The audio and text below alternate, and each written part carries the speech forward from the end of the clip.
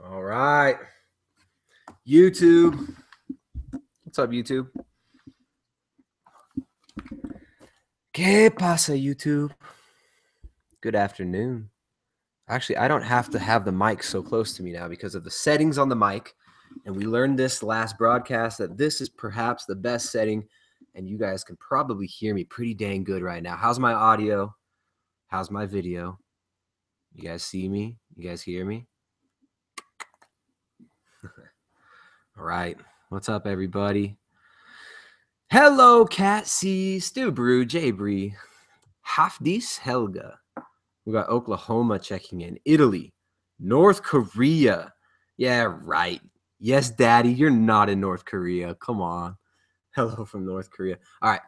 Norman says, yes, so is the Easter Bunny. To yes, Daddy. Kevin Jones, what's up? Denise Campbell, Megan Russell, Vigorous VA in Boston. Sonia, what's up, Sonia in Idaho? Sarah in Illinois. Catsy, I want to shout out everybody who's here. Benjamin, Jay, Joshua Melton. What's up, man? Sarah, Monsieur, Mademoiselle. Prime Fitness, what's up? JB, Leah Landy. Hello, everybody. Good afternoon, good evening, or good night, or good morning, or good whatever it is, whatever time it is that you're watching this. Last minute thing. I've been on a roll. I did, I think, 2 or 3 hangouts already this week. 2 or 3, I'm not sure. Anyways, the more I do these, the better the response seems to be. The bigger the audience seems to get every time somehow. And there's a lot of regulars who seem to get a lot out of this. And I'm loving seeing how this little internet community, how it flows, how it happens, how it evolves. You know, it's interesting. I could sit up here talking to all you, my invisible friends, and the people in the audience are answering questions for the people asking questions and whatnot. So it's all cool. For those of you who are watching this live, you can ask questions. You can make comments as long as you keep it clean. You keep it nice. Well, I don't know about clean. Basically, just don't annoy me too much or I'll ban you. That's what I mean by keep it clean. But yeah, you can make comments. You can ask your questions or whatever you want here. Yes, I am reading this comments, HRD2XPIN. Not all of them. That's some of them. If I get into a long rant, I won't read the comments. Keith Williams says, I loved yesterday's broadcast, T. Would love more of that. Breaking down those walls, brother. Keith Williams, what's up, man? Houston. Am I a vegan? No, I'm not a vegan. Yes, Daddy. Joey wants me to expose the breatharians.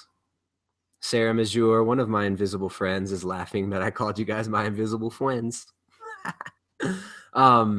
Houston, Texas.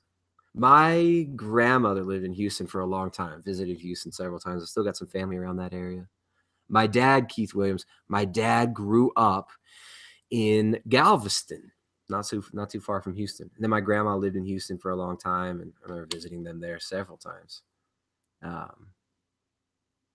right. Somebody says my head is shiny.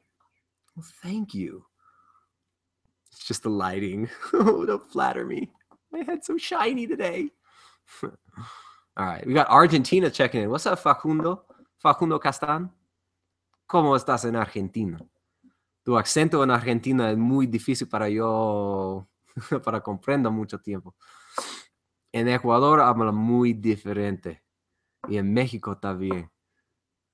Cuando yo niño, yo en California, y en español de México es muy diferente que español aquí en Ecuador. Bonna, what's up in California? All right, everybody. Let's do this.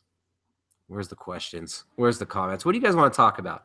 I titled this one because I've been enjoying the whole, topical thing rather than just getting on here ranting about whatever's on my mind, which is fun, which I still do. But I've kind of got this little topical thing going here. Today, I titled it Living Communities, Organic Foods, Forming the Future with, I forget what it was. What's it called? Living Communities, Organic Food, Forming the Future Economy. Because that's what we're doing right now, guys. We together collectively are forming the future economy. You individually are forming the future and present economy with every choice you make, with every purchase you make, and with every decision you make economically. Now, why is this important? Why the heck should we care?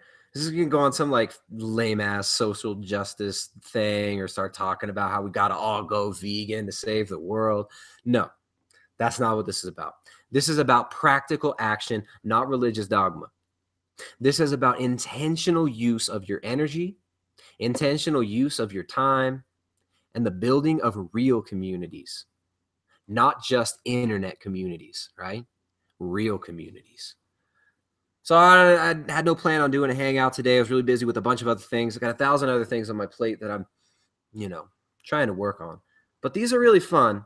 And these kind of help me hone in and refine my thinking as well. So while I'm talking to all of you, my invisible friends, I'm pecking through these issues for myself. Just like all of us, I'm on a mission here. I'm on a mission here to enjoy my life. I'm on a mission here to build a reality that I want to pass on to my children, right? A reality that's going to be better for them than it was for me and my parents before me and my grandparents before me. And in order to do that, we have to use our mind. We got to use our heart. We got to use our mouths intelligently, and we got to use our time intelligently. So one thing that I want to talk about here is the waste of time that is playing debates on Facebook and social media, all right?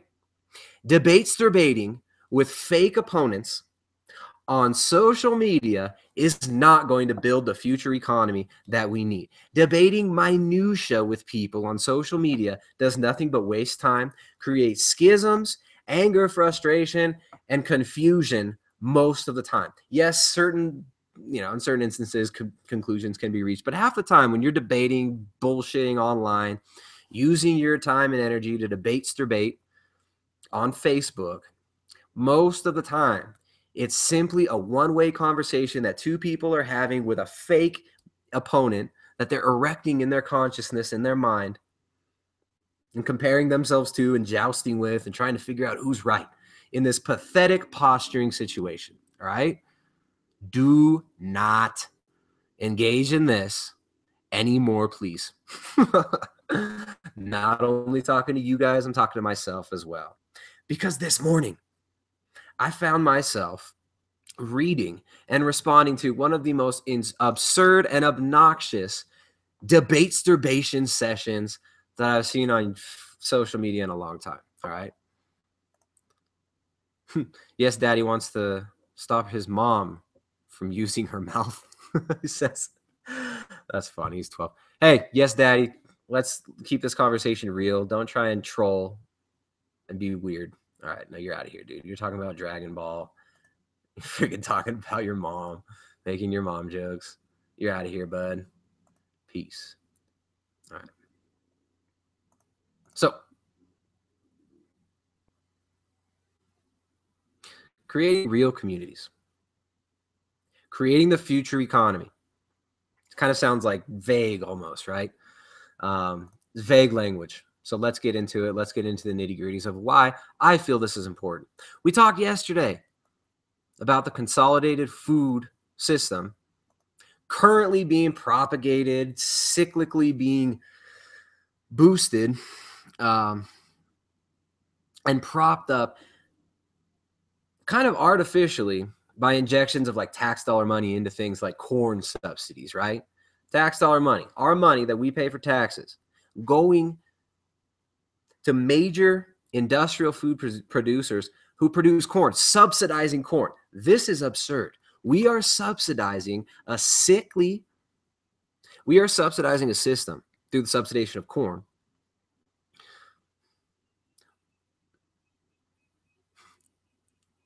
Norman says the audio is a little laggy. I hope not.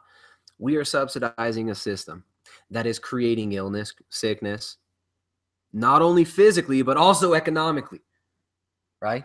Small producers, small farmers get strangled out of existence by these massive monocrop, monoculture operations that have economic boosters through tax dollar money and infusions from government that allow them to dominate.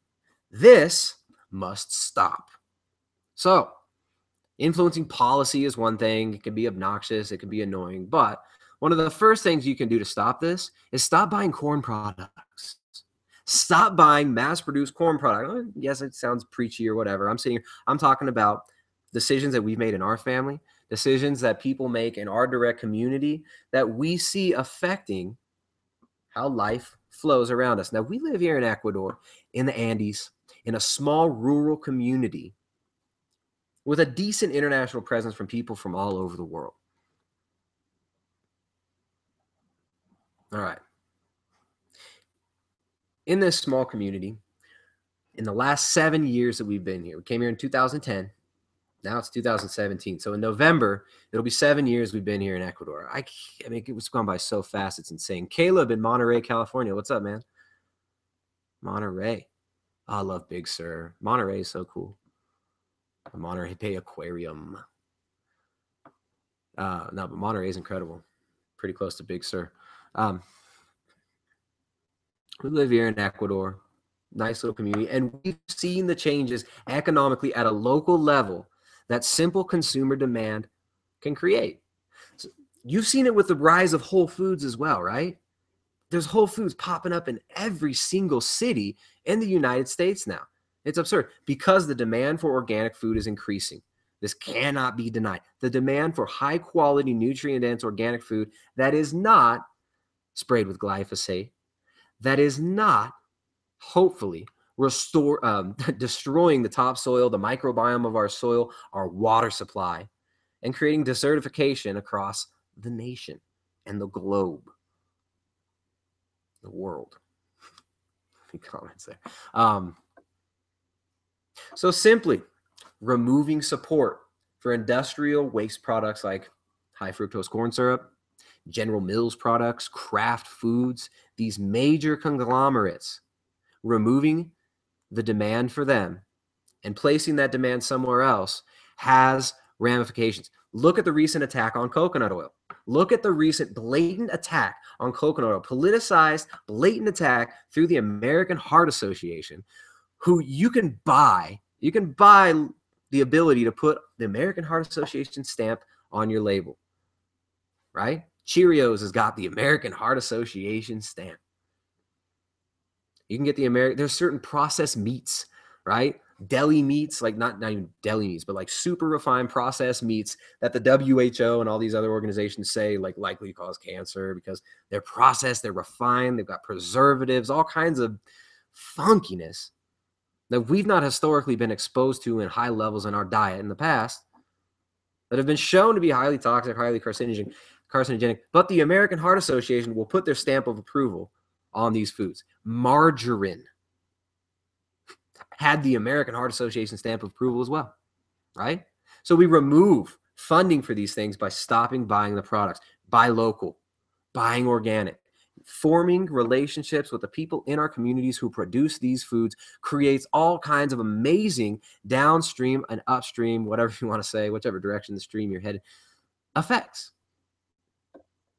We've seen in our community massive surges in the availability of organic foods, of just like basic vegetables like kale and stuff like that you couldn't find before are being grown all over Ecuador now due to consumer demand within the last 5 years.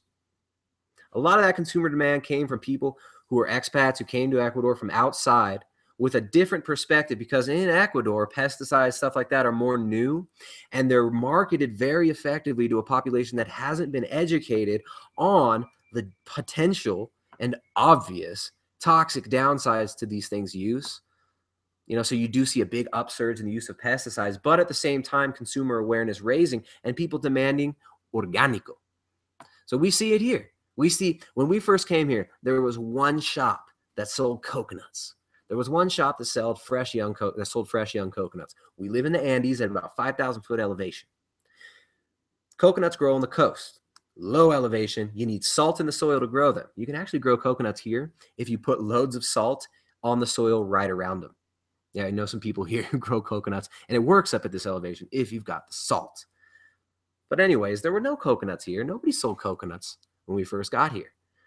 Now, the Ecuadorians are drinking coconuts at the bus stop. Fresh young coconuts are in half the stores in the town center of Vilcabamba. Coconut oil is available from several producers now, whereas before it wasn't available at all. So consumer demand actually has a massive influence on what's available economically.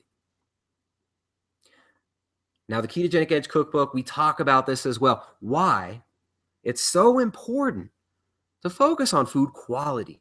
That sometimes focusing on food quality and our relationship with how we procure our food, the people that grow our foods, and the communities surrounding the production and distribution of this food, how empowering it can be on a personal level and how transformative it can be at a community and at a meta level to engage in these activities and engage in meaningful activities rather than just going to Walmart and looking for some organic stuff because we think it's better for us because some crazy person on YouTube was spouting about it. Rather than just going about it like that, I want people to be excited about this, to be excited about building relationships within their local communities. Our local community structure has been greatly fractured with industrialization, and especially in this like post-World War II period where the consolidated media has become the nexus of the family, right? So like the center of the family used to be activity, meaningful activity, right? To keep us alive, to keep us thriving, interaction with the community. That community has been fractured and destroyed and compartmentalized through things like this. The little black box became the center of every household. What the little black box said, the advertisers that control the little black box became the priesthood of the communities. And this cycle has gone on a little bit far. It's gone a little bit too far, right? It's gone way too far. The way we break that cycle is through meaningful economic activity, through the intentional building of our local communities, through sourcing local foods, through getting to know local food producers. And the place for online community, I don't like the way that online communities have become this central hub in people's lives, right? Yes, I enjoy talking to you guys, giving you guys information, conversing with you here. But this is a drop in the pond compared to the power, the profundity, and the depth of experience that we can have through making real communities in person within our local environments, right? Because that's real. This is real too, to a certain extent. We can influence the meta level to a certain extent, but screwing around on Facebook, making a little fake inspirational social media posts, stuff like that. Hey, some of that stuff could be useful, but the real work is right here, right now, in our families, in our living rooms, in our homes, at our dinner table, in our communities, right? That's why in the Ketogenic Edge Cookbook, which is available on our website, exclusively on our website, we're not selling it through Amazon. We're not selling it through other gigs. We don't have a publisher. This is an independent, family-run operation. The Ketogenic Edge Cookbook, we put great emphasis on this, on the importance of building communities, on the importance of changing our relationship with our food, our environment, and the way we procure these things, and the way that we curate our foods and our environment, how profound it can be to change that, and how important it can be for long-term success to rearrange that relationship. So it's like, yeah, ketogenic diet can be great, right? Dropping toxic foods. Hey, whoa, come back. Okay. She's running away. The ketogenic diet can be great. Shoot, a high carb diet can be great. I'm not ever going to come out here and say, and I've said this from the beginning, ketogenic diet's not the best thing for everybody. It's not the one way, right? The most important part of the most important part. It's me. What's up, guys? Look at that. The radiant Jessica and the lovely Ryder. You guys want a close-up view, Jessica? Yeah, that'd be great. Let's get like a real Got my distorted nose. angle. Stop it. Horrible. Stop. We've been out in the garden. It's such a What are you nice guys doing in day the here garden? today. It's sunny and windy, so it's never too It's hot. cold in here, but warm in the Oh, sun. so good. Ryder's super sleepy. He's been like, Ryder's chilling. dozing, What's up, dude? helping me weed. What's up, man? Yeah. Yeah, buddy. Now we're gonna swing in the hammock and fall asleep Cool. as I read. So form real communities. Get involved in your local community. Get out of the echo chamber of the internet and into the real deal, right? Internet's a fun playground, but get into the real deal. Use these resources like the Ketogenic Edge Cookbook not to insulate yourself and create this new little group of people that all agree on the same thing. Create real meaningful communities who have points of agreement and points of intention that we can move forward with together to make changes in the future, right? When we network with people in our immediate environment who have similar intentions, who see the world like we see it, they don't even have to see the world like you see it exactly, right? Nobody sees the world exactly like you see it. But when we come together with people with similar intentions, we join and we unite our hearts, minds, and intentions together, we can make lasting changes and we can bring down and rearrange in a gentle way, non-violently,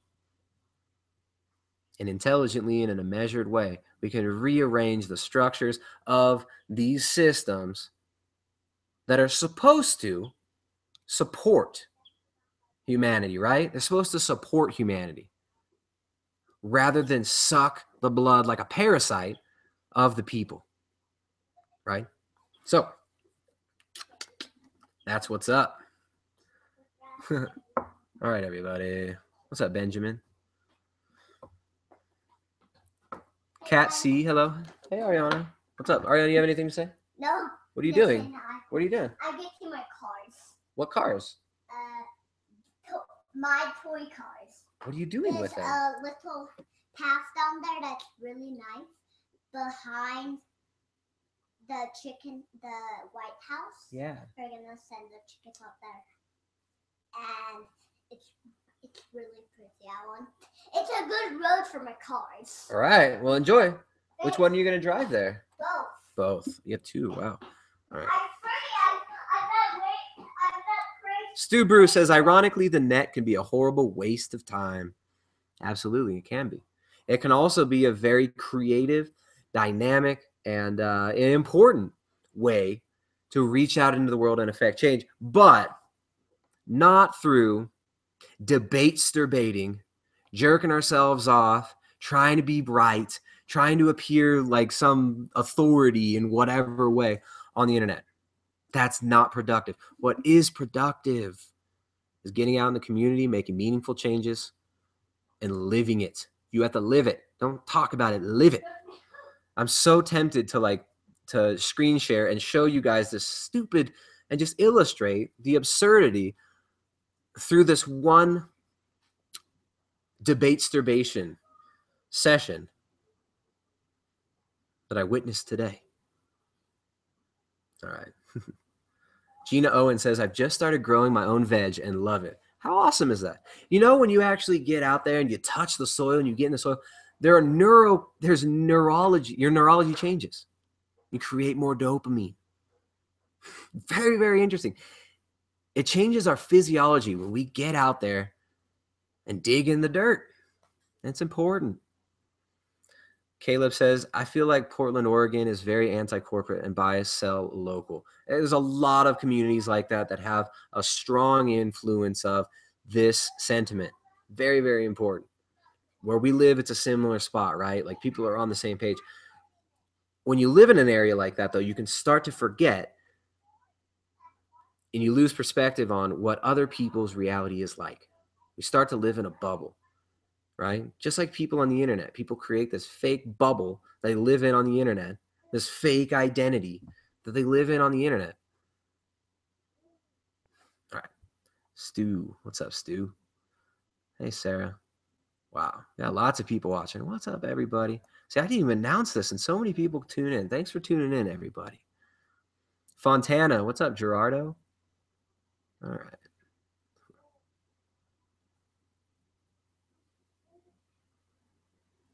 Sarah Mazur. All right. Tanya Eubank says, hashtag debatesterbation should trend. There it is.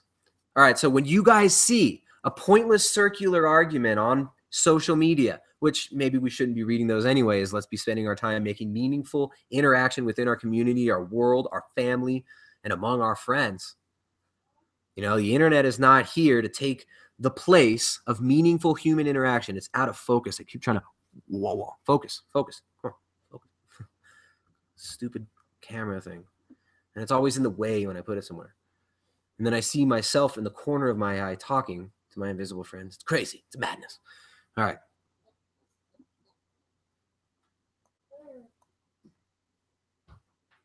Hard to Explain says, what do you think about Bitcoin? That's a great question, man. Why is this is coming up so much? I remember. All right, so there was a huge Bitcoin surge like a few years back. It must have been 3 years ago. And I had like all my friends. We were like, dude, we got to start harvesting some Bitcoin. We got to get some of these. I don't even remember. Like, we had this whole plan about how we were going to start harvesting Bitcoin. We thought it was a great idea. As far as just like pure economics, right? Bitcoin, I don't see Bitcoin or cryptocurrencies in general as a valid way to change the economic structure of the world. A lot of people will be upset with that, and I'm not being pessimistic. I'm just like, I think it's an incredibly flawed system, right? Bitcoin depends on computational power, so it's basically going to create an economy. You know, it's the projected idea. It would be to create an economy where all trade, where all meaningful energy is measured by computational power, right? Like that, isn't that what it is? Tell me if I'm wrong. There's only a certain amount of Bitcoin that can be harvested. It's all algorithmically based. So supposedly it's not centralized, right? But who has the economic prowess right now to set up, all these servers, right? You don't think Jeff Bezos and Amazon.com, you don't think the IMF and World Bank have this stuff on their radar? You don't think there's warehouses in China that go blocks and blocks and blocks that are just harvesting Bitcoin? I don't know. I don't know that that's the case. I'm just making the assumption there. So I'm not sure. I'm not fully educated on the whole Bitcoin thing at this moment. I don't know what changes have happened in the last few years. It's something I've been watching closely. I think the whole cryptocurrency thing is kind of like I don't know. I suspect it's more of like a Trojan horse, rearrange the pieces on the board, but it's really all the same, right? A fake revolution type thing. My opinion at this moment. Don't know. I don't know if that's true long term. I'd love to be educated more on it. There's just been the huge, like a lot of people I know are super into the other one, Ethereum, right now. I'm also very skeptical about this. I don't know. Cool idea. Still seems like a consolidated, and it still seems neo-feudalist to me, right?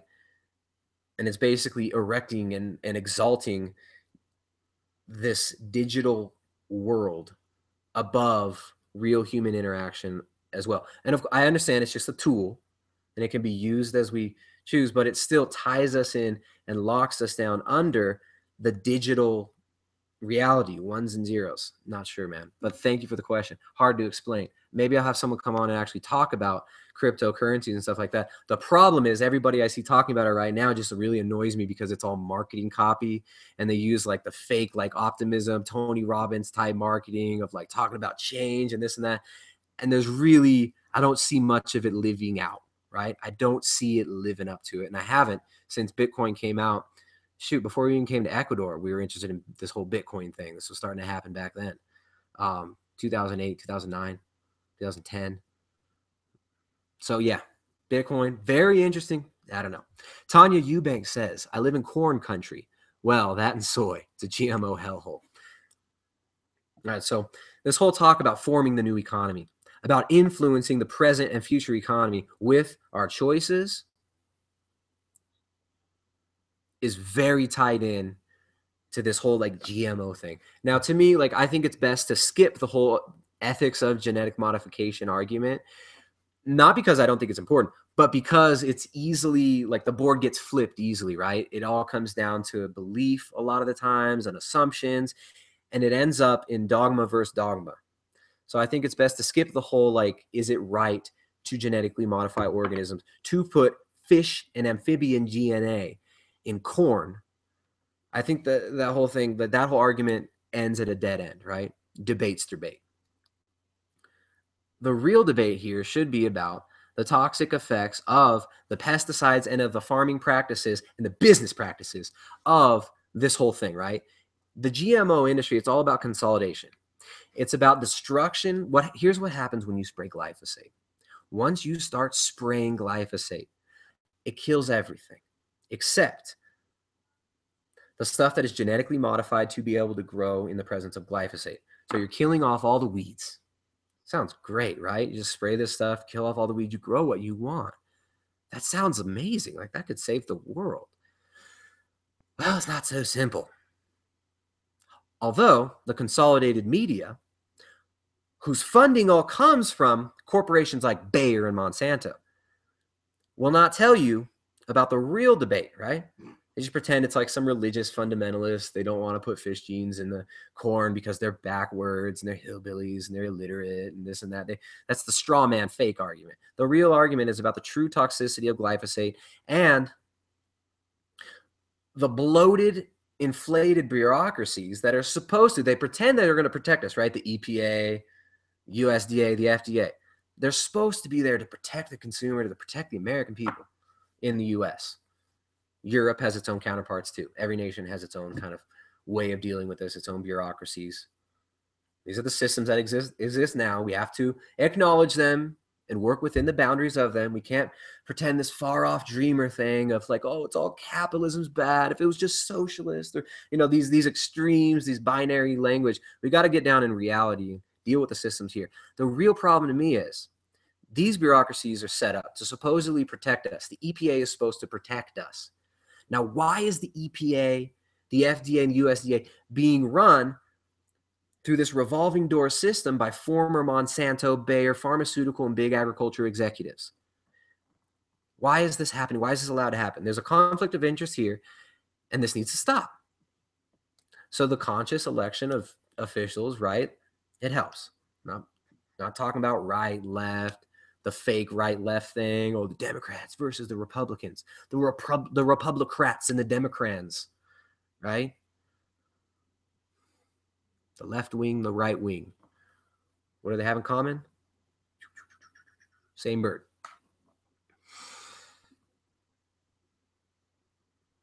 It's just like Putin said in that interview recently. Anybody see the Putin tapes thing that was on Showtime? I watched the first one. Pretty fascinating. Pretty interesting. Didn't seem too manipulative in the editing too. Seemed pretty straightforward as far as, like, you know, mainstream documentaries go. Very interesting. He points out saliently. He says, you've got the left and the right. The heads change, but the policy stays the same. And this is inherent. The policy stays the same. The mask changes. The language changes. But the policy stays the same. And this is what needs to stop. The revolving door, the fox guarding the hen house. This is not that hard to stop, right? Well, maybe it is. So we've got to be aware of these things. We have to hold people accountable. And holding our local community accountable is much easier and much more effective than bitching on social media about meta stuff, right? Like, we can talk about these meta issues, these national and international issues, all we want, the international organizations that are problem, talk about the IMF and the World Bank and this problem and that problem. But really the way we affect these things is through changing our interaction within our community, keeping the money flowing to people with integrity, people we trust, people we respect and interact with regularly. Through meaningful economic activity, through intention. And this started from the GMO thing. Let me go back to the GMO. The problem with GMOs that we can debate and that should be brought to the forefront is the obvious toxicity. The increased rates in autism near places where pesticides are used, where neonicotinoid pesticides are used, where glyphosate is sprayed. The connection there is undeniable, right? It's undeniable. Looking at the data, it's undeniable. It is known that glyphosate is a carcinogen. It is known that it's an antibiotic and that it destroys the soil. Once you spray glyphosate, like I started to say earlier, once you spray it on the soil, it binds up minerals and makes it so that you're only going to grow glyphosate-resistant crops and the subsequent super weeds that adapt to it after time. So these weeds are adapting to it and becoming immune. And the yields of these glyphosate-drenched crops are no better than organic. In fact, well-done organic farming will yield more. And the World Health Organization, not that they have any credibility, but they have an illusion of credibility among the masses, right? So the World Health Organization, bloated bureaucracy, useless. The World Health Organization has acknowledged the fact that GMOs will not save the world, that they will not feed the world. The only way to feed the world is through organic, sustainable agriculture and small community agriculture. Local, not importing these foods from all over the place, importing corn from to the entire world from these massive toxic industrial gigs. That doesn't cut it environmentally, economically, and logically. We don't need to do this. So you vote it down through the use of your dollars, buying organic foods, buying your vegetables and your produce locally whenever you can. Yes, there's all these amazing like niche foods from all over the world, right? Like coffee's got to be imported, chocolate's got to be imported. Foods like that are coming from outside sources. But when you do buy foods that are imported, knowing where they're coming from, buying it from small family companies. Like when we export things and sell products in the US, we go directly to the farms in the Andes of Peru, on the coast of Peru, the Andes and coast of Ecuador. We source these directly from small family farms. We pay them well above market value. We pay them more than the fake label that you pay for that says, what is it called again?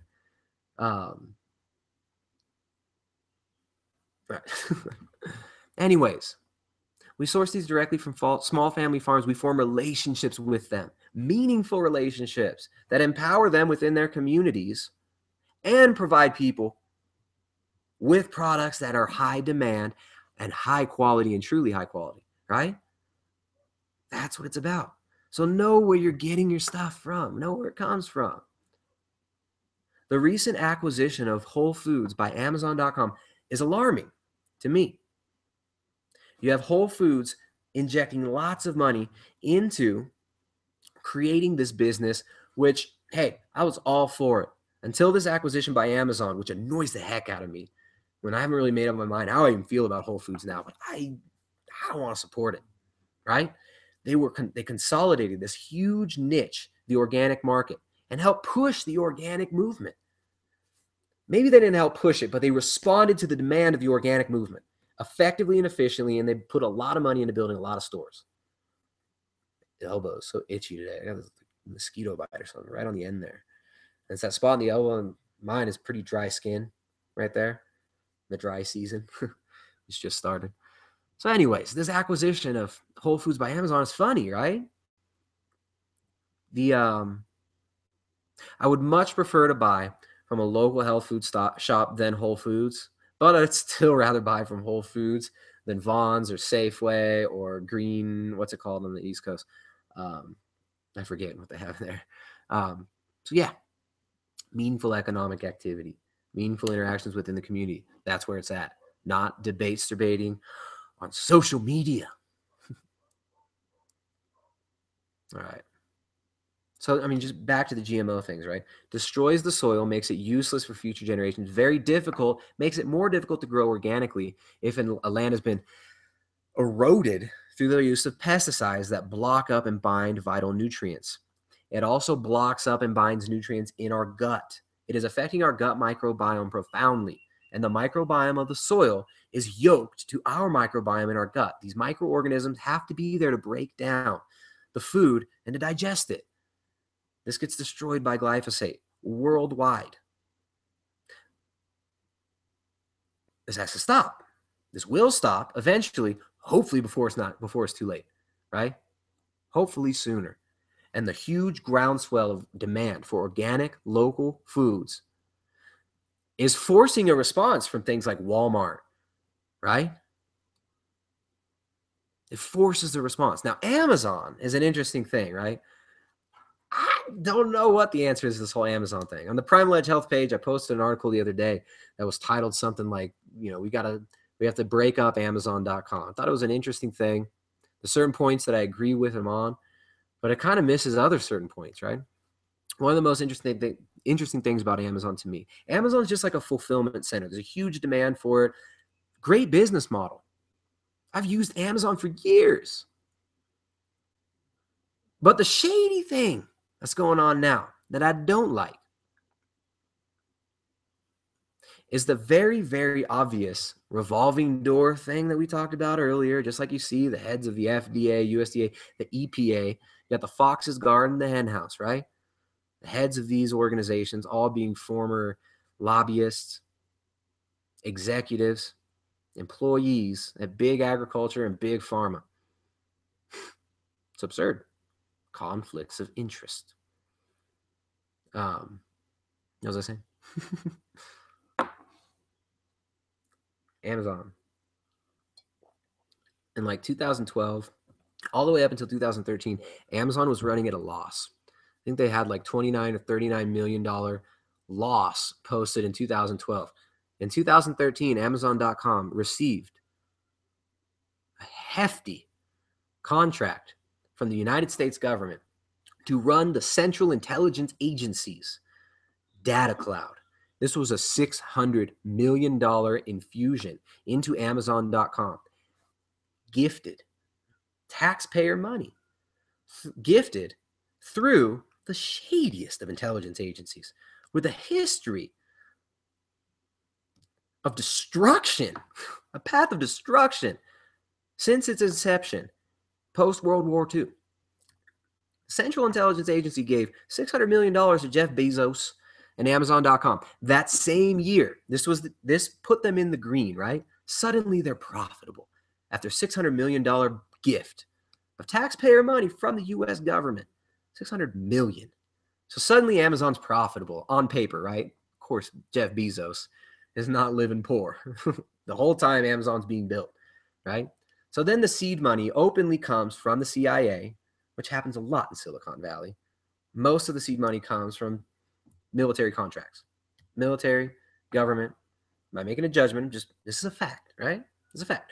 So $600 million influx of money, of taxpayer money from the CIA.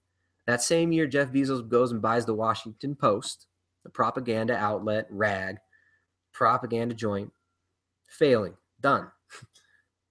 And they put out a narrative in a very specific way. How interesting is that? So basically, government money goes to Amazon, $600 million. Then the owner of Amazon suddenly buys another company for $250 million, and the cycle continues. Circle jerking, right? This is alarming to me. Amazon being pumped up and empowered through taxpayer money to consolidate an entire market. And it's not going to last forever. This will be dealt with intelligently. So yeah, I would love to see other options other than Amazon.com as a fulfillment centers. Consolidating so much into one central location. It's a natural progression sometimes, but there's been monopoly laws in place in the past to prevent certain things from happening and certain dominant forces from kind of enslaving populations. And I'm not saying that's exactly what's happening right now, but you got to be very, very careful. It's a slippery slope. So Amazon.com, man, I don't know. I'm upset with you right now. Conflicted on the Amazon thing. But we got to investigate these things. We got to know where our money's going when we buy things. And we got to make informed decisions, right? We made the decision not to sell our book or anything we have on our website through Amazon.com. That was a decision we made. We didn't feel like the deal is fair, right? They're cornering the publishing market now, cornering a digital media market. Very, very, very powerful. All right. So anyways, vote with your dollars. Buy locally, buy organic, please. All right. What's up, everybody? Man, so many, so many comments. Let's see here. We got people talking about artificial sweeteners. That's an interesting topic sometimes. Artificial sweeteners. There are many different artificial and natural sweeteners. Oh man, Tune Up PC says, I saw a report that says Walmart may get into a bidding war for Whole Foods. I don't know. What I've seen, I was under the impression that Amazon, that their $14.6 billion bid was accepted. Man, if Walmart buys it. So there it is again, right? Walmart. Loads of contracts, defense contracts, DIA contracts. Very, very interesting. All right, whatever. Stu Bruce says, yep, everyone's jumping on the wagon of organic. Not everyone is asleep. Absolutely. People who have no idea of the bigger picture that we're discussing here are still jumping on the organic bandwagon because they know it's healthier. We can't be the repetition through media, the lies told to us, the fake studies, these stupid fake meta-analysis, the bought and paid for fake shill science doesn't stand before the scrutiny in the eye of intelligent people who are informed, who ask questions, and who do their own research. Question me, question what I'm saying, look up what I'm talking about, confirm it for yourself, and make an informed decision, right? Emilier says, I think it's important to talk about, and it is relevant to being healthy, supporting a healthy life and community and future. Well, thank you. Stu Brew, what's up, man? All right, where else?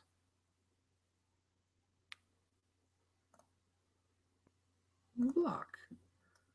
All right. Stu Brew says, I want to start a community farm where people work for free and share the food. These are the ideas that can become really powerful in our life. You know, we got to refine these. We got to work with other people, work within the realm of what's possible, and not get too idealistic about it. But this is so important to me. Getting those brown thumbs, getting those green fingers, knowing where our food comes from. It's empowering. It's fun. It's exciting. It's fulfilling, and it gives us purpose. Purpose is so important, right? I mean, it's just like for fat loss. You know, everybody who's overweight will say, well, I really want to lose the weight. But they never really do it, and they're never successful. And then until they find a true reason, right? A true purpose for it. Like, I want to lose weight because I want to live, because I'm sick of carrying around this heaviness, and I want to feel light again. I want to drop this burden, this heaviness I've been carrying around with me. That's what it takes. So we got to make these changes in ourselves. We have to rearrange how we see it. We have to rearrange the reason why. Because you can't want to lose weight just because you think, you know, maybe I should lose weight. They say I'm overweight. The doctor says I'm overweight. We have to be hungry for something. We have to be hungry for life. And sometimes that has to happen in baby steps too, right? Sometimes that has to happen one thing at a time, like finding a hobby or getting in a meaningful friend, having a meaningful friendship with somebody who shows you something about yourself and reality that you haven't seen before, that shows you, that gives you a glimmer of some different facet of reality that you can dive into and enjoy and thrive at and thrive in. You have to have a reason to live, a reason to thrive. Very, very important. This guy right here says, it's hilarious that everyone knows big business has been suppressing alternative energy for years, yet medical industry, FDA, USDA money-making agenda cannot be understood and accepted. Look, man, there's a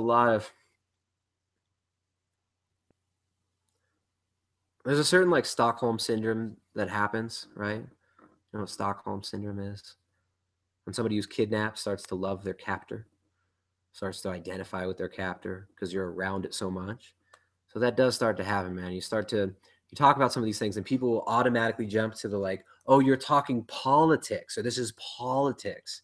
This is not politics. This is basic life. This is not left or right, or you got to vote for this person or that person or choose a political party. This is like affect change in your community. This is make decisions on a daily basis that empower you, your community, the people you love, and make you healthier, happier, and spread that energy and that intention. There's a certain like thing where people's comfort zone gets threatened when they're faced with a mirror that reflects to them the decisions that they're making. And we all experience this, right? When your spouse or someone is trying to show you like, look, man, you're kind of full of shit right here. You're doing this repetitive thing and you're creating your own problem. We don't want to see that. We have defense mechanisms against that. So we've got lots of defense mechanisms to keep us in comfort zones, and advertisers, corporate media, stuff like that, prey on that intellectual, spiritual, and just that innate laziness where we get comfortable and we don't want to leave our comfort zone, even if the comfort zone is what's killing us, right?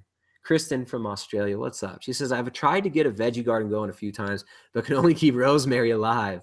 What is easy to grow for a non-green thumb if I want to be more self-sustaining? You're only able to keep rosemary. I think starting with the herbs can be really powerful, right? Start with something that's like strong, like an herb like rosemary can be awesome because it's so robust, it's so strong, and the flavor feedback that you get, and it's powerful medicinal plant. I think herbs are great, but you got to remedy your soil. Like if you're only able to keep rosemary alive, is it because you're letting it dry up, or is it because your soil's too rocky or too sandy?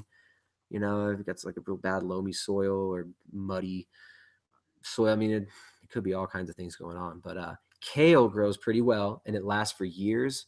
And in Australia, it's probably not going to go to seed. So you can throw like some dinosaur kale in and it'll be hardy and robust, and you'll get trees like this tall after a while, and they don't go to seed depending on your environment, right? If it's not that cold, it'll never really go to seed. So kale's great. Collards, those grow really big.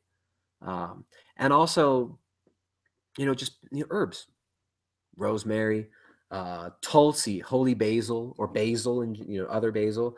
If you can get good holy basil seeds, it's fantastic. Look up tulsi or holy basil on PubMed, all the amazing properties of it. That's a very, very easy one to grow. We threw some seeds down in our garden of holy basil, the last incarnation before the weeds took it over for a little while.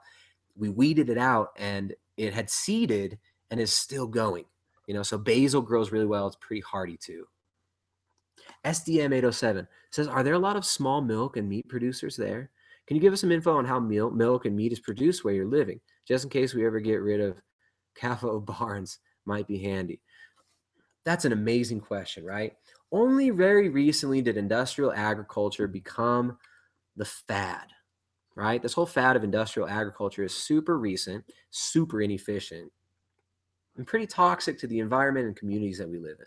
So the way where we live here in Ecuador and most of Latin America, except Argentina and Chile, have got a pretty big presence of industrial agriculture. I mean, it's everywhere, right? But in Ecuador, it doesn't make as much sense to have feedlot animals because there's so much land. There's so much land for them to graze on. I mean, the United States is similar. It's just there's a lot of red tape. There's a lot of stuff you got to deal with there. But the cows here, the meat, it's all free range. It all eats grass. Some of them will eat some corn and what they call balanceado, which is basically, freaking cereal for animals. So some of them will eat that when there's low output of like vegetable matter for them to eat. But we can go to the market every Saturday or Thursday, or we can drive 1 hour to town in Loja, 45 minutes. Depending on how fast you go, you can go faster. But you can go to Loja and you can always get freshly slaughtered, local, organic, grass-fed beef, grass-fed lamb, stuff like that. Because people in the local communities still make a living doing it. They're still doing it. The industrial world has not consolidated a lot of these rural areas. So raw milk, raw grass-fed milk is available in abundance. Goat's milk, stuff like that. Artisan products, small producers are what make all the milk here in Ecuador. So even the big companies, so there's this company called Ecolac that you can get cream, milk, and stuff like that from. They go and they source it from small community farmers, and then they package it up and they sell it under their big brand name that's like, the national company all through Ecuador. So that's kind of an idea of how that works. All right. Sarah Mijur. What's up, Sarah? Sarah says, is there a reason you did not utilize super chats here on YouTube? I don't really know how. And it kind of, I don't know. All right. So Stu Brew says, what is super chat? So I kind of have the same question. I've seen people do it where it's like super chat seems like it's something where like this little people pay and then they get like the premium comments. So people pay and you like answer their questions or go deeper into their stuff. Sarah says that's where people pay a couple bucks to have their message featured to the facilitator. The more you pay, the longer it stays up in their focus. Hey, that's kind of cool. You know, I mean, if there's a reason I'm not using it, I don't know. So there's something that's tacky about it to me, right? I would rather if people really like the content I put out here, I'd rather they just, support us by purchasing something through the website or something like that. I don't really want to, I don't know. I'm not like trying to, it's like the Patreon thing too, right? Like I'm going to ask people for money. I don't know. Tanya Eubanks. What's up, Tanya? She says, LOL, Tristan deserves a couple bucks for spending all this time answering our questions. Well, thank you. Well, thank you very much. I don't like live Facebook. Oh, I don't do live Facebook because to do live Facebook, you can't do it on like a public, like the business page, right? I can't go to the Primal Edge Health page and do live Facebook. I have to do it on the personal page. And you can only do it then if you have like some verified account. You have to be like, I don't know, to get the Facebook page going, I would have to get some kind of a verified account. And it seems they only give that to like celebrities and big companies and stuff. I don't really know how to get it. I've tried to be able to do live Facebook from the Primal Edge Health page. They don't let you. You got to pay to play. All right, let's see. So yeah, SDM 807. There's loads of small milk and meat producers here. It's all small milk and meat producers here because it's what makes sense, right? The people don't want to buy the mass-produced crap. They want local stuff. People here enjoy buying things from their cousins, their friends, their neighbors in their community. And this is what I'm trying to instill and, transmit here. This is not a political message to the person who's complaining earlier and got banned. Don't come here and complain to me about what I want to talk about, right?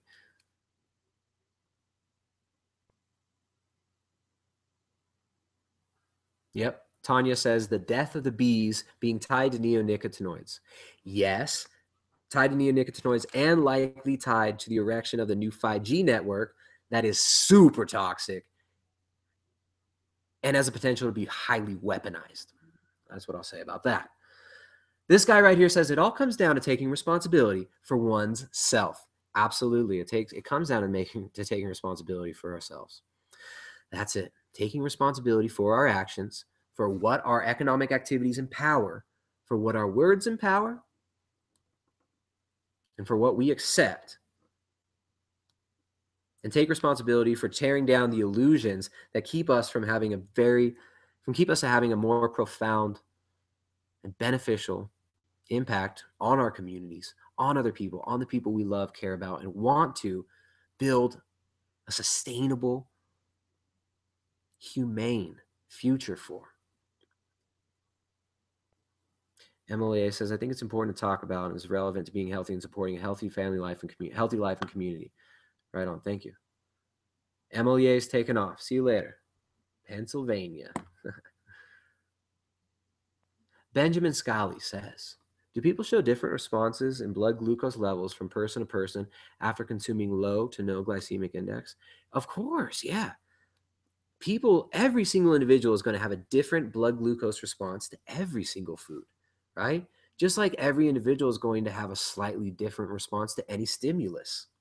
Yeah, we're all individuals, but we all do have similar responses that can be influenced by the systems, the choices, and the balance that we've achieved in whatever realm it is we're talking about.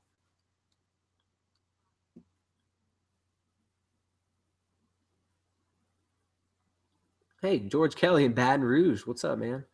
The Philosophy of Tool. What's up, man? Tool. I used to love that band, Tool. I used to be really into Tool in high school. I know the pieces fit because I watched them fall away. All right. Sarah says, I binge on spinach a lot. What do you mean binge on spinach? Spinach is a very good food. Vegetables, people don't feel bad. All right, so here's a common fallacy in the ketogenic diet. We've got to keep carbohydrates low to be in ketosis, right? And people assume that ketosis equals results, which it doesn't. People assume that ketosis is the ideal state to be in all the time, which is probably not for a lot of people. But some people love it, feel awesome on it. Me, I like ketosis most of the time. But I don't fall into the trap of being afraid of vegetables, of thinking that because low carb can have benefits, that the lowest carb possible would be better, right? We don't want to fall into that fallacy. It's a total logical fallacy there. More is better. Not true. In most cases, for most things, right? More is not always better. Except for life, except for consciousness. But even then, it comes with responsibility, which enriches our life, right? The more responsibility we take on, the more dynamic, rich, and meaningful our life can be. So I think this is important that we take responsibility for ourselves and take responsibility for the future that we're building. This doesn't mean we're constantly, like, it doesn't mean you come out. I'm not on here complaining about these things. I am pointing out issues that can be resolved through measured action, not supporting Monsanto, not putting our money into these things, and forming meaningful communities and protecting our soil, right? Making sure that the laws are being upheld. There are laws in places that prevent the heavy use of pesticides around where people live. And sometimes these aren't followed. So sometimes working within that system can be important. The philosophy of tools says, Victor, I think by raising, oh wait, no, he's talking to someone else. All right. He says, you are right. Most average people are not radicals or revolutionaries and do not complain about what they see wrong in their life. Most people do complain about everything. All right. Then he says, another thing I noticed is the hatred of politics by many people. Bertrand Burst said, the people who hate politics are worse than killers and rapists. I don't know what you're getting at here, man. Not making too much sense, but I'll answer this question. You say, most average people are not radicals or revolutionaries. I don't think that radicals and revolutionaries are effective most of the time. Most radicals and revolutionaries stir up the population into dissent, disorder, and chaos. I'm talking about measured approach, not chant down the whole system, tear it all down. Hey, I've wanted that in the past. But I want a gentle transition for my children. I don't want to see bloodshed. I don't want to see kicking and screaming and the gnashing and wailing of teeth, the wailing and gnashing of teeth, right? I would much rather see a transformation of the economy that is more gentle into something that is more humane, sustainable, and merciful to us, right? And this has been happening, right? Shoot, a few hundred years ago, chopping each other up in the streets with swords. We had straight up feudalism. Now we've got this neo-feudalist system kind of being erected that seems more gentle. I don't know, but I think it's important that we refine this to be more beneficial and more healthy to the individual, to the communities, to us, to you, to our children, to our children's children's children, as the Moody Blues album was titled. Great album. I never thought I'd live to be a million. In the eyes of a child. Is that one song? In the eyes of a child, you must learn how to love. Super fun. Like Moody Blues has some great stuff. They can be so over the top sometimes, right? But some of it's like it's necessary sometimes, right? Just that like just over the top joy that they put in some of their music. Beautiful stuff. And then they can be so haunting too, right? That like Nights in White Satin song. Never reaching the end. Letters I've written, never meaning to send. Shelby Walker says, what's your height and weight, Tristan? Okay, my height is about 5'8", maybe 7.5. I've got bad posture. I don't know. It's right. You can extend the spine to make yourself a little taller, but I think my natural resting height is probably a little under 5'8". Manlets. And right now, last time I weighed myself, I was 155. But for the last few weeks, I've been eating far less food and at a high energy output stage, which I fluctuate, right? I let my body gain a little weight and then I lose it. I'm not always at the same body comp. I'm not going crazy with getting shredded or getting fat. But right now I'm 155, or I was 155, and I might be like 152 now, maybe? I don't know. Dustin Mitchell says, whether you take an interest in politics or not, politics will take an interest in you. Stu says, freedom is right in front of you. Absolutely. Freedom's within us. No matter what the outside circumstances are, we have the freedom to choose what we bow to. It doesn't always have to be a physical bowing. It doesn't always have to go that far. Although in some extreme cases you see, and that's the most pathetic form, right? The groveling, the bowing before. But there's an internal bowing that can happen that people can be unconscious of even. The internal bowing to illusion is never beneficial to the individual or their immediate circle, right? You bow to illusion, other people follow. You stand up, you rip down that veil and you walk through that door and you give other people the courage to follow.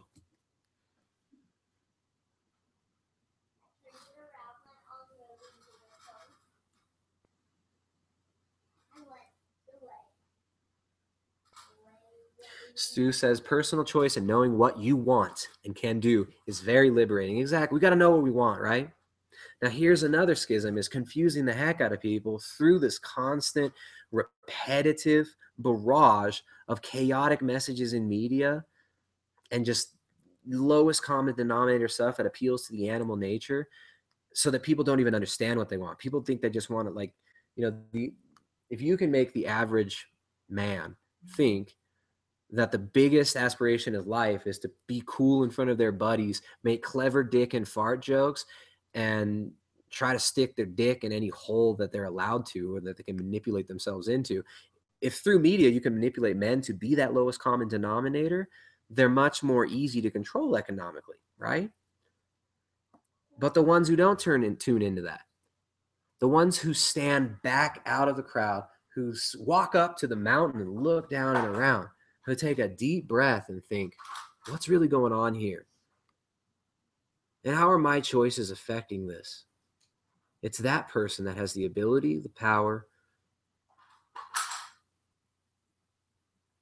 and sometimes, I guess, the responsibility to help change the situation. The Philosophy of Tool says, thanks a lot for your motivational comments about the best way to do low-carb diets to prevent loss of muscle power while dieting. Well, thank you, Philosophy of Tool. I haven't talked much about that today, though, or yesterday. Shelby says, what do you think about bulletproof coffee? Great question. Bulletproof coffee. Let's get into this. Talk about actual diet stuff. Everyone's talking about diet stuff. We just talked a long time about why food quality is important in an underhanded way, right? Focusing on food quality is a way that we can influence the future, that we can demand higher quality from producers, and then buying locally is just taking it to the next level of really getting to know your food producers. Like, wow, how'd you build the soil to grow this spinach so big? Why do you have so much cream in this milk? This is delicious. This raw milk has so much cream. What's going on here? How'd you do it? You know? I mean, knowing, talking, conversing, sharing knowledge is important. And holding those producers accountable, right? Asking them, hey, do you use any chemical fertilizers, phosphate-based fertilizers, or pesticides on this? No, sir, absolutely not. We're all about restorative agriculture and building our soil that we've been building for 20 years or whatever it is. That's empowering. Those relationships are awesome. You find those people, you connect with those people, and you build those communities, and it spreads like a good virus. What do you think about bulletproof coffee, says Shelby Walker. Bulletproof coffee is a marketing term. I think the word bulletproof coffee is annoying.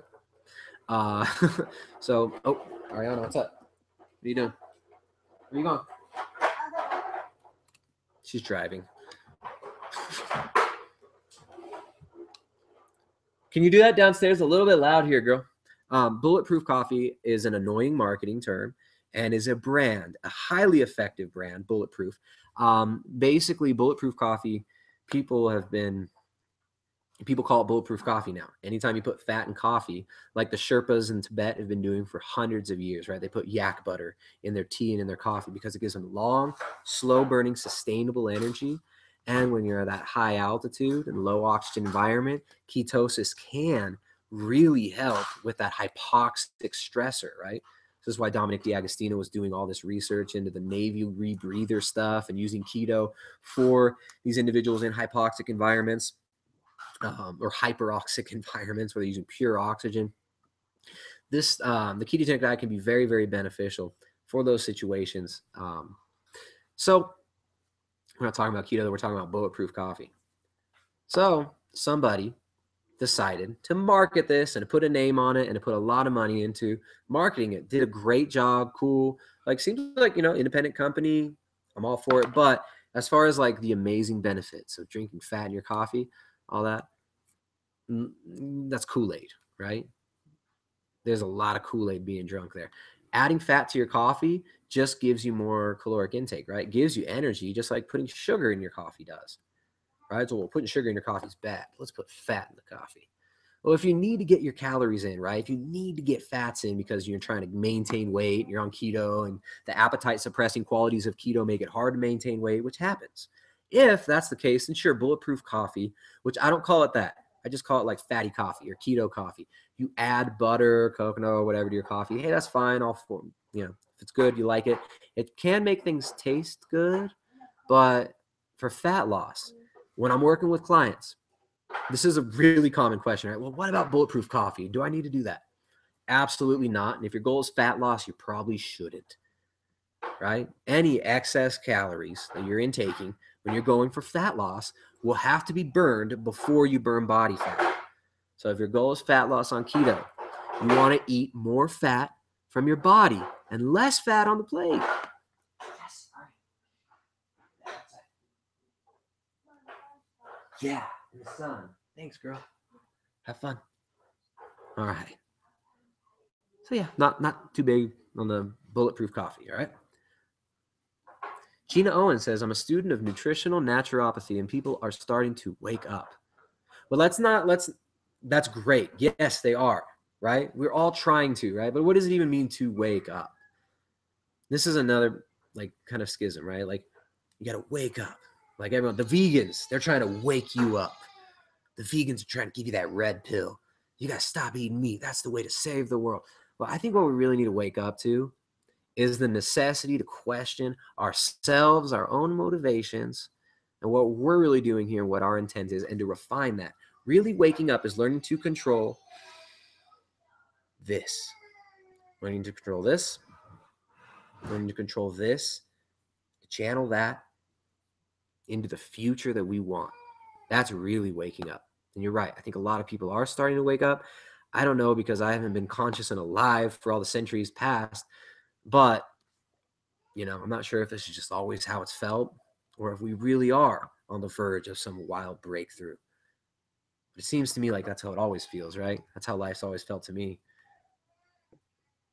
Like eternity is on the tip of your tongue.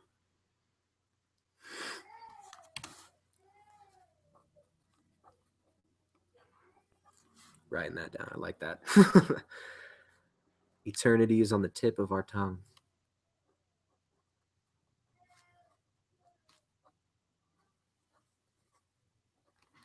And let's speak the right eternity into existence. Right. How do we figure out what is right? How do we navigate to get to there? Well, through self-inquiry, through the tearing down of illusions, and through the observation of the cycles that we're engaged in. Okay. Clay Bigsby says, just like my mom, Tristan, chronic smoker, and it took cancer for her to quit, even when her kids begged her to stop. Crappy food is like a drug. I can't disagree with you there, man. But your mom did quit. Hey, that's awesome. So, these things are a blessing, right? These difficulties, these wake up dummy moments, these boom, you just hit a wall. Time to reassess what you're doing, take off the blinders moments are a huge blessing, right? I mean, look, the times when I've been sick or even like sick for an extended period of time have been the most profound growth experiences of my life, and I wouldn't trade them for the world. No pressure, no diamond. Volta Speed says, yo, man, I'd like to know how to lose as little muscle mass as possible when in caloric deficit on keto. I'm already lean, like 10% body fat. I'd just like to lean out a bit more, but I feel like I'm losing muscle lately. Great. All right, Volta Speeder.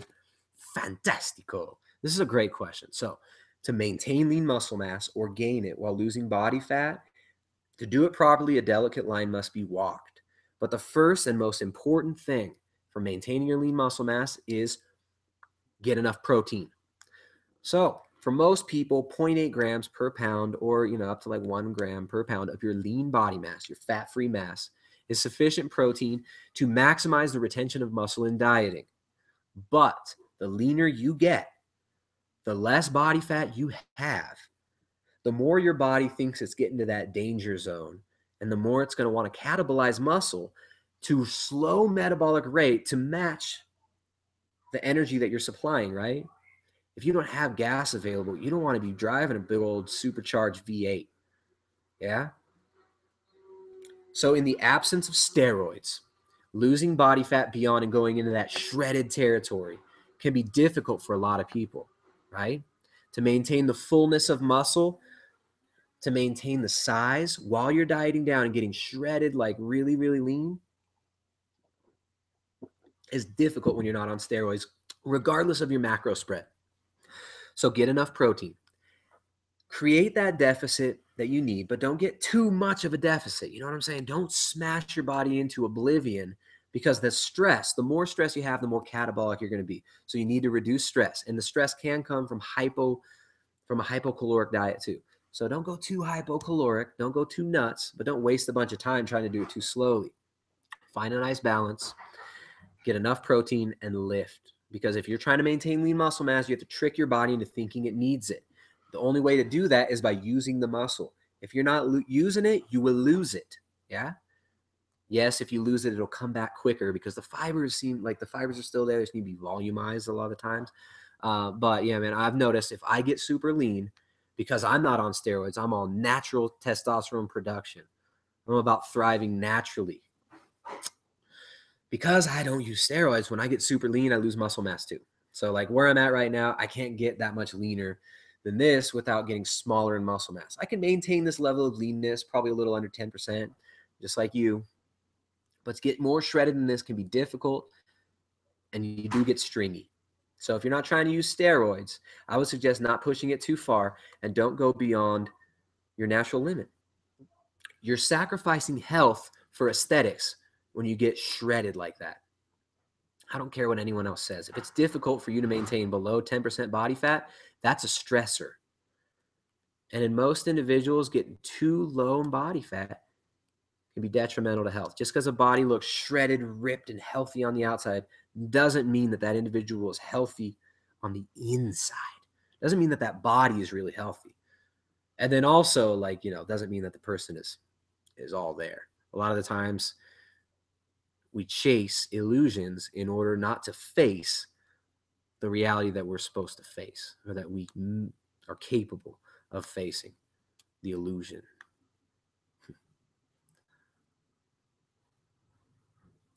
So I hope that helps. Volta Speeder, get enough protein, lift heavy weights, and don't go too crazy with those deficits, and you'll be all right. Sarah Mazur says, Beauty and the Beast is the most famous example of Stockholm Syndrome. Yeah. Mythologized and told to children as if it's great.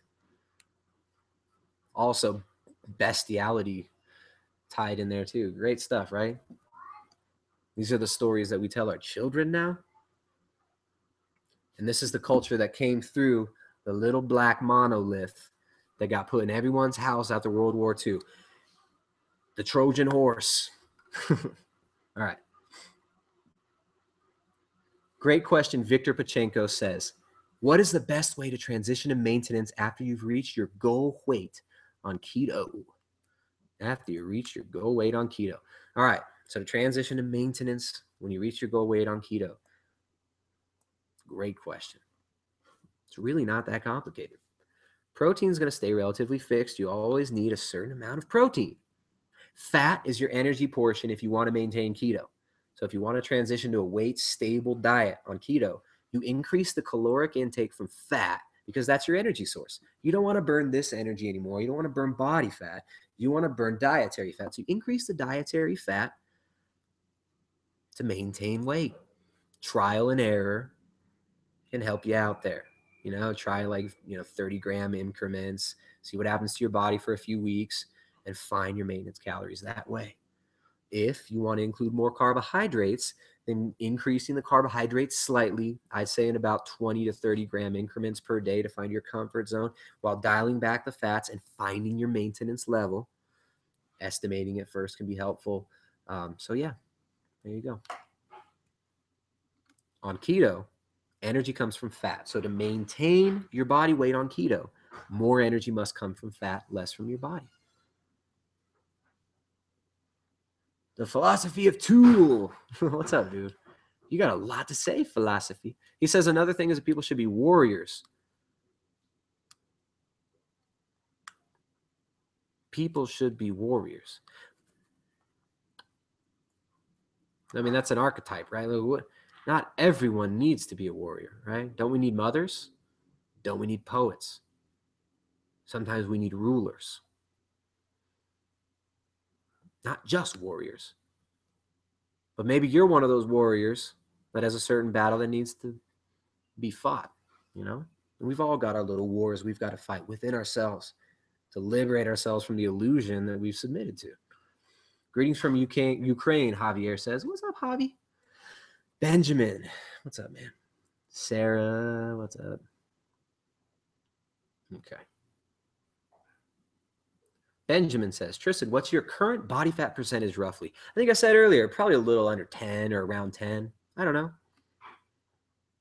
Quantifying that, to me, not so important. But I feel good where I'm at now. I don't know what the body fat level is. I got plenty of abs showing. Got the veins popping out and stuff, but I don't feel depleted, right?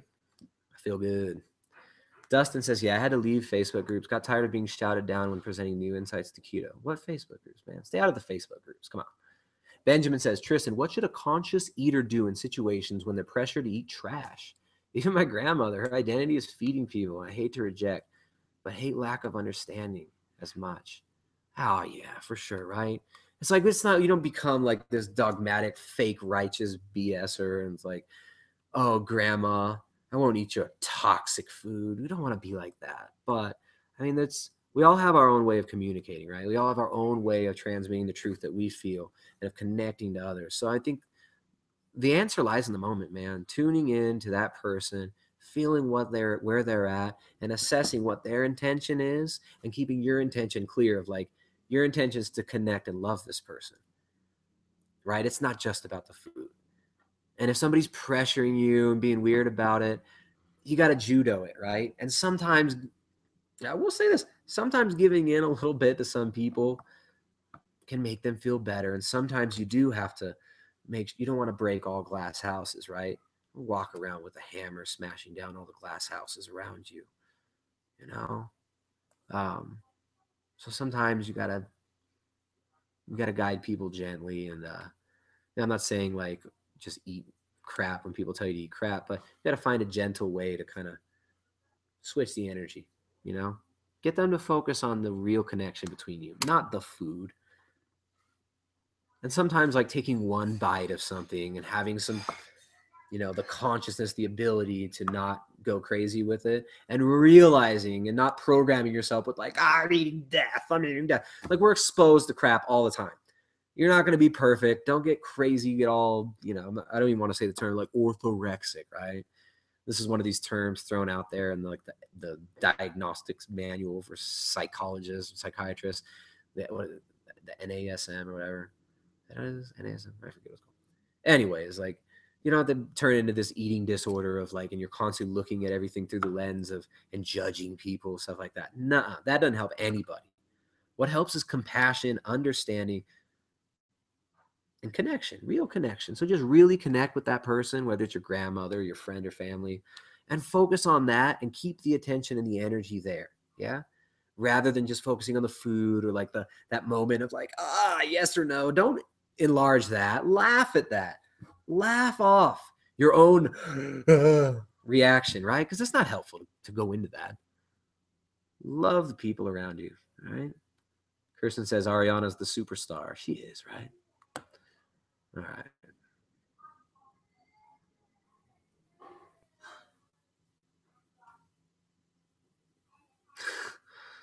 All right. Philosophy of tool. All right. Going a little bit far, buddy. Reel it in. Don't come in here and push Marxism, dude. Come on. Don't bring that here. I don't want to ban you because I see you comment before. You seem like a nice person. Take it elsewhere. Start your own channel. You can start the socialist revolution elsewhere. Maybe you should study history first. Maybe you should look at what happened in the Soviet Union. All right. Done with that. Kate says, Tristan, can you come over to the Facebook keto group? All they say is more fat, more fat, more fat to lose weight. No, there's plenty of those keto Facebook groups. I stay out of those, right? Like, I'm not going to go into, it's like you choose your battles, right? Don't go into that. You know what works. You understand logic, energy balance, the basic laws of physics. You understand that those still apply. Apply them in your life. People got questions, guide them, help them, point them into the facts, point them in a direction where they question not only their assumptions, but you and your assumptions, your information. You know, guide people when you can, but don't go into those Facebook groups and try and, you know, go preach to these Facebook groups when they're, you know, they're stuck in their dogma. Who cares? Okay.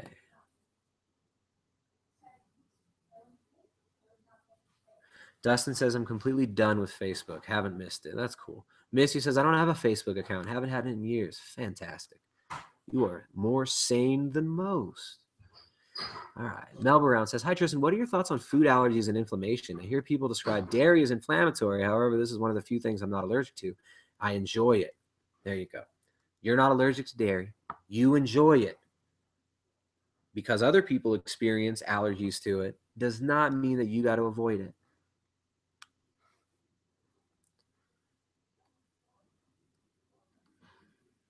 Okay.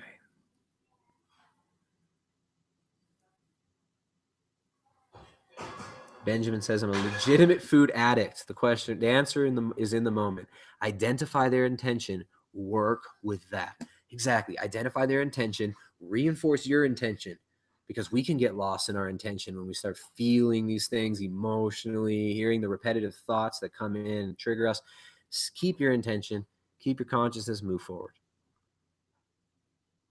All right. Victor says he quit Facebook 6 years ago. Great job, Victor. All right. Misty K says she agrees with this dude on Karl Marx. Where'd Karl Marx's money come from? Have you read his poetry? What he thought about humanity? This is a sickly philosophy. A materialistic philosophy based on avarice, greed, and hatred. And it's led to loads of destruction worldwide, right? Yeah, that's not a political channel, but I will say that. Please look at the fruits and investigate the roots of these people that you've been taught to deify, like Marx and Che Guevara.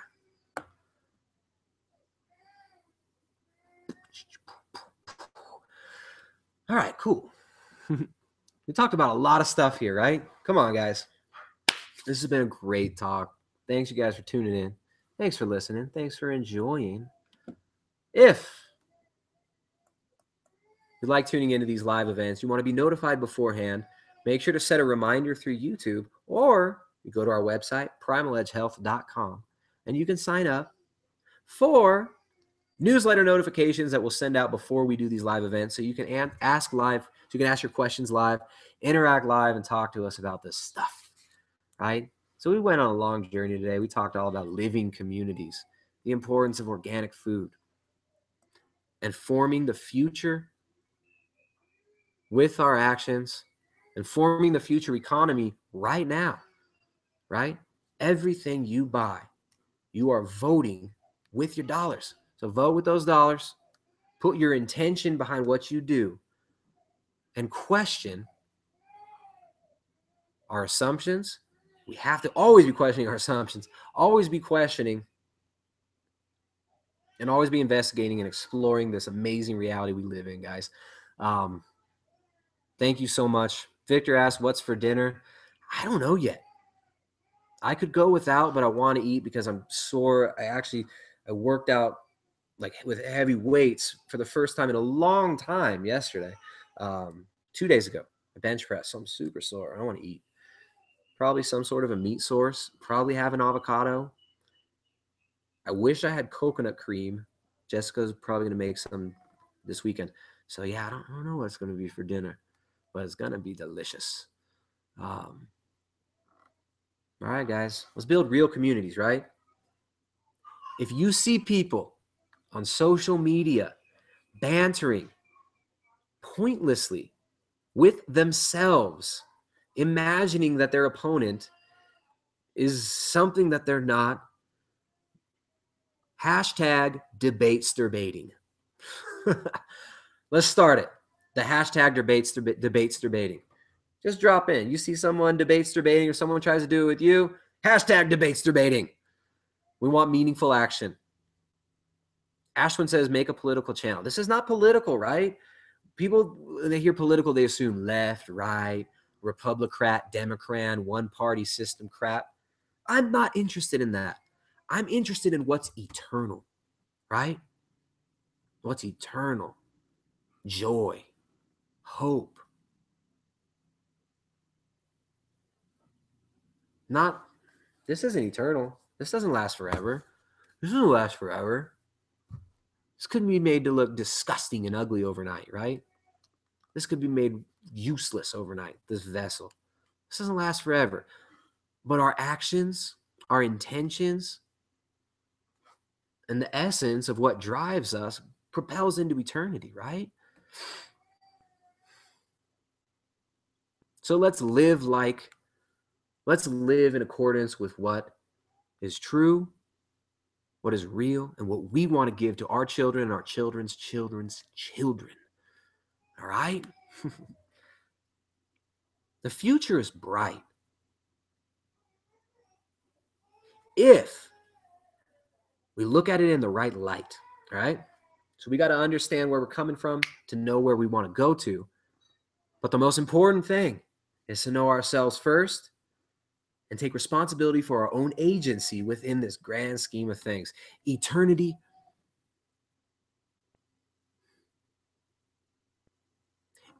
sits on the tip of our tongue. And let's speak a righteous one into existence. See you guys next time. You can find more at primaledgehealth.com.